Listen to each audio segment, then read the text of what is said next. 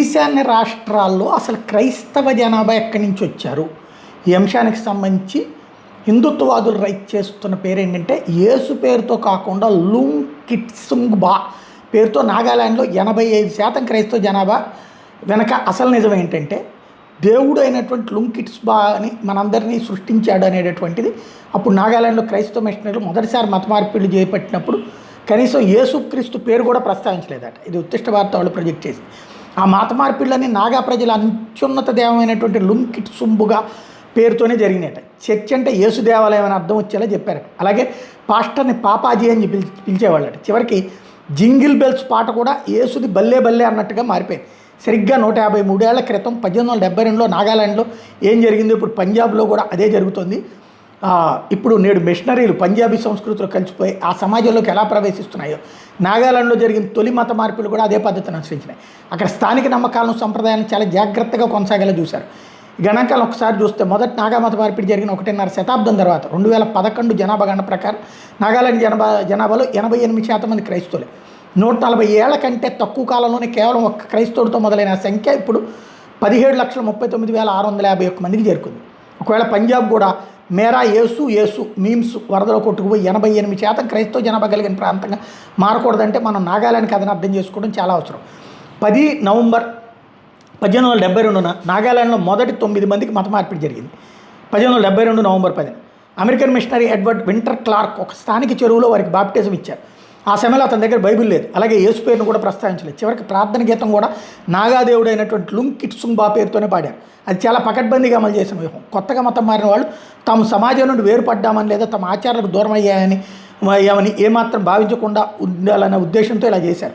ఈ ప్లాన్ పనిచేసింది. 42 రోజుల తర్వాత 22 డిసెంబర్ 1872 మరో 15 మంది నాగా ప్రజలు మతం మారారు. అదే రోజు నాగాలాండ్లో మొట్టమొదటి చర్చి స్థాపించబడింది. అది ఐరోపా శైలిలో ఉన్న భవనం కాదు, ఒక పూరి గుడిసె. అది నాగా జీవన శైలికి విదేశీ వస్తువులు కనిపించకూడదనే ఉద్దేశంతో దాన్ని అలా నిర్మించారు. ఈ మొట్టమొదటి మిషన్ కేంద్రమే నాగాలాండ్ యొక్క తొలి చర్చిగా కూడా సేవలు అందించింది. మళ్ళీ చెప్పాల్సి వస్తే నాగాలాండ్లో క్రైస్తవ మతం విస్తరిస్తుంది, కానీ అప్పటి వరకు అక్కడ బైబిల్ ఇంకా రాలేదు. ఇది కూడా ఒక వ్యూహాత్మకమైన చర్య. విదేశీ అనిపించే దేన్ని ప్రజలపై బలవంతంగా రుద్దాలని మిషనరీలు అనుకోలేదు. మొదటి మత మార్పిడి జరిగిన 20 ఏళ్ల తర్వాత అంటే 1892లో మాత్రమే బైబిల్ అక్కడ అడుగుపెట్టింది. అది కూడా స్థానిక నాగా భాషల్లోకి అనువదించిన తర్వాతనే. అస్సాం ప్రింటింగ్ ప్రెస్ నుండి సామూహిక మత మార్పిడి వరకు నాగాలాండ్ క్రైస్తవ మత వ్యాప్తి యొక్క అసలు కథ పాస్టర్ ఈడబ్ల్యూ క్లార్క్తో మొదలవుతుంది. ఆయన అస్సాంలోని శివసాగర్లో ఉన్నటువంటి ఒక ప్రింటింగ్ ప్రెస్ పనులను పర్యవేక్షించడానికి వచ్చారు. కానీ మత మార్పిడి ఆయన ప్రధాన లక్ష్యంగా మారింది. ఆయన ప్రధాన లక్ష్యం నాగా తెగ ప్రజలే. నాగా వ్యాపారులు తమ వస్తువులు విక్రయించడానికి కొండల నుండి అస్సాం మైదాన ప్రాంతాలు దేవాలయాల సమీప మార్కెట్లకు తరచూ వచ్చేవాళ్ళు. కానీ వాళ్ళతో కమ్యూనికేట్ చేయడం ఎలా? భాష ఒక అడ్డంకి, పెద్ద అడ్డంకిగా మారింది. ఈ తరుణంలో క్లార్క్ ఒక స్థానిక అస్సామీ వ్యక్తి రూపంలో సహాయం దొరికింది. క్లార్క్ అప్పటికే గోదులా బారువా అనే ఒక అస్సామీ వ్యక్తిని మతం మార్చాడు. తద్వారా అతనికి ఒక సమర్థవంతమైన మధ్యవర్తిగా మార్చుకున్నాడు. స్వయంగా బారువాకు శివసాగర్లోని శివాడోల్ ఆలయ చెరువులోనే బాప్టిజం ఇచ్చారు. ఆ తర్వాత బారువా సుసోంగ్ మెరన్ అనే నాగా వ్యక్తిని ఒప్పించారు. క్లార్క్ అదే శివసాగర్ చెరువులో సుపోంగ్ మెరన్కి బాప్టిజం ఇచ్చి అతన్ని మతం మార్చారు. క్లార్క్ నాగాలాండ్లో మత మార్పిడి క్రీడను నడిపించడానికి సుపోంగ్ మెరన్ ఒక వారధిలో ఉపయోగపడ్డాడు. అంతకుముందు వచ్చిన మిషనరీలు నాగా సమాజం నుంచి ఎదురైన తీవ్ర ప్రతిఘటన వల్ల పదే విఫలమయ్యారు. వాళ్ళు చేసిన తప్పుల నుండి నేర్చుకున్న క్లార్క్ చాలా నెమ్మదిగా పని మొదలుపెట్టాడు. హఠాత్తుగా ఎలాంటి మార్పులు చేయకుండా, సాంస్కృతిక ఘర్షణలకు తావివ్వకుండా మత మార్పిడిని కొనసాగించాడు. అతను స్థానిక మత మార్పిడిదారులు మరియు తన ప్రింటింగ్ అనుభవాన్ని కలిపి ఆ రెండింటిని బలమైన ఆయుధాలుగా మార్చుకున్నాడు. మోలింగ్ ప్రింటింగ్ ప్రెస్ నాగాలాండ్లో క్రైస్తవ మత వ్యాప్తికి వాడిన ఒక వ్యూహాత్మక ఆయుధం. దేవుడైన లుంగ్కిట్సుంగ్బా మనందరినీ సృష్టించాడు. వ్యాసం ప్రారంభంలో లైన్ ఇదే. దీన్ని మరోసారి చదవండి. కొత్తగా క్రైస్తవ మతంలోకి మారిన నాగా ప్రజల కోసం పాడే ప్రార్థన గీతాలు కూడా లుంగ్కిట్సుంగ్బా పేరునే పాడబడేవని గుర్తుంచుకోండి. క్లార్క్ నాగాలాండ్లో మోలింగ్ ప్రింటింగ్ ప్రెస్ని స్థాపించడానికి ఇదే ప్రధాన వ్యూహం. ఆ ప్రెస్ నుండి వెలువడిన ముద్రిత పేజీల ద్వారా నాగా సామాజిక నిర్మాణం మరియు సంస్కృతి దాదాపు తుడిచిపెట్టిపోయి నేడు అక్కడ ఉన్న 88% క్రైస్తవ జనాభాని దీనికి నిలువెత్తు సాక్ష్యం. మొదటి మత మార్పిడి జరిగిన 12 ఏళ్ల తర్వాత 1880లో మోలుంగ్ ఇమ్సెన్ గ్రామంలో మోలింగ్ ప్రింటింగ్ ప్రెస్ స్థాపించబడింది.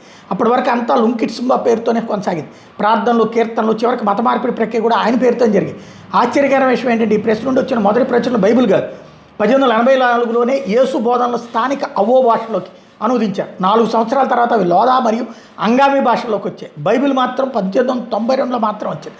అది కూడా స్థానిక భాషలోనే. ఇక 1911లో ఒక అవో నిఘంటును ప్రచురించారు. మోలుంగ్ ప్రచురణ క్రమాన్ని గమనిస్తే వాళ్ళ అసలు ఉద్దేశం స్పష్టమవుతుంది.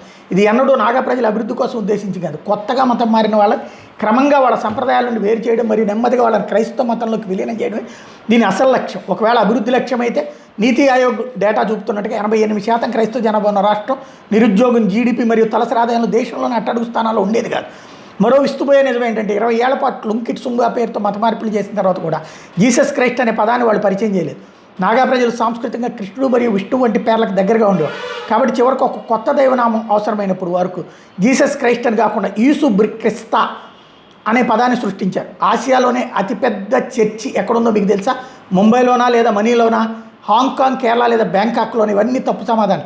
సరైన సమాధానం నాగాలాండ్. అవును, అభివృద్ధి సూచికల్లో అట్టడుగునున్న అదే రాష్ట్రంలో జున్హెబోటోలో ఆసియాలోని అతిపెద్ద చర్చ్ ఉంది. అదే సుమీ బాప్టిస్ట్ చర్చ్. ఇప్పుడు క్రింది వరుస క్రమాన్ని గెలిపి చూడండి. ఆ మొదటి చర్చ్ చిత్రాన్ని గుర్తు తెచ్చుకోండి. అది ఒక గడ్డితో వేసిన పూరిపాక. ఇక ఇప్పుడు ఆసియాలోని అతిపెద్ద చర్చిని చూడండి. మిషనరీలు నాగాలాండ్లో నాగరికత మరియు విద్యను తీసుకురావడానికి వచ్చారన్న వాదన ఒకసారి గుర్తు చేసుకోండి. ఇంకా అదే సమయంలో నీతి ఆయోగ్ ఇప్పటికే నాగాలాండ్ని అభివృద్ధి చెందని రాష్ట్రంగానే పరిగణిస్తోందని గుర్తుంచుకోండి. ఈ నాలుగింటిని కలిపి చూడండి. క్రైస్తవ మిషనరీలు నాగాలాండ్కి రావడానికి గల అసలు కారణం స్పష్టమవుతుంది. అలాగే ప్రస్తుతం పంజాబ్లో జరుగుతున్న పరిణామాలు భవిష్యత్తులో ఏ దిశగా వెళ్తాయో కూడా మనకి అర్థమవుతుంది. ఇది తెలుసుకోవాల్సిన అంశం.